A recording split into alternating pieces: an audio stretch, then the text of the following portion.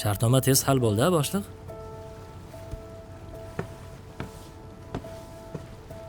Abdulhay Muhiddinovich.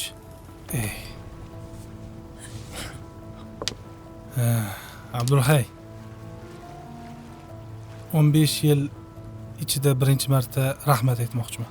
Birgalikda o'qishga topshirdik, birgalikda imtihondan o'tdik, birgalikda o'qidik, birgalikda bitirdik, birgalikda yangi ustozlarga shogird tushdik, birgalikda ishga kirdik, birgalikda ishdan bo'shadik, birgalikda biznes boshladik. Ha, esimda. Birga ko'p ishlar qildik. Xullas, Baxtiyorni baxtiyor bo'lishida kompaniyamizda shu darajaga yetishiga katta hissang bor. Rahmat. Seni katta hissang yonimda turganing. Shuning uchun rahmat.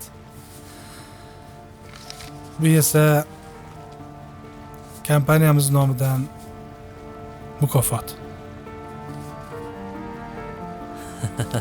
Yetar, ha? Rahmat Baxtiyor Nurdinovich. Baxtiyor. Baraka top. Xo'jayin, Ha? bu borada meni ham mukofotlasangiz bo'ladi.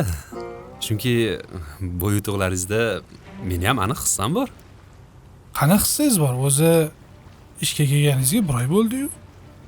Chunki sizni o'sha yoshlikdan o'qishingiz, imtihonlardan o'tishingiz, 4-5 yil umringizni sarflab ilm olishingiz, ishga kirishingizda shu davlat ishlarida ham natijalarni ko'rsatib, ishdan bo'shab, shaxsiy biznesni boshlashingizda brendga asos solib, yangiliklar qilib, mana shuncha bir 100 ga yaqin insonni ish bilan ta'minlashingizda, undan keyin bugungi mana shu katta bir tomir otib, chet ellarga ham shu brendni olib chiqishingizda, Abdulhay Muhiddinovich qanchalik sizga xizmat qilib, yaxshiliklari singan bo'lsa, men shunchalik halal bermaganman.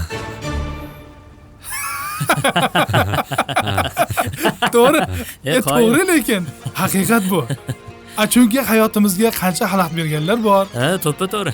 dushmanlik qilganlar bor. Qoyil, lekin Qoyil. qancha zukkomsiz deyman, ha? Mukofot deng. Endi Ma'mi sizga. Buni kiyib hisobchini oldiga borsangiz, o'zi tushunib oladi. xo'p bo'ladi. Sizlarga halal bermay bo'lmasa, Yaxshi, lekin yana bitta yaxshi xodim olibmiz.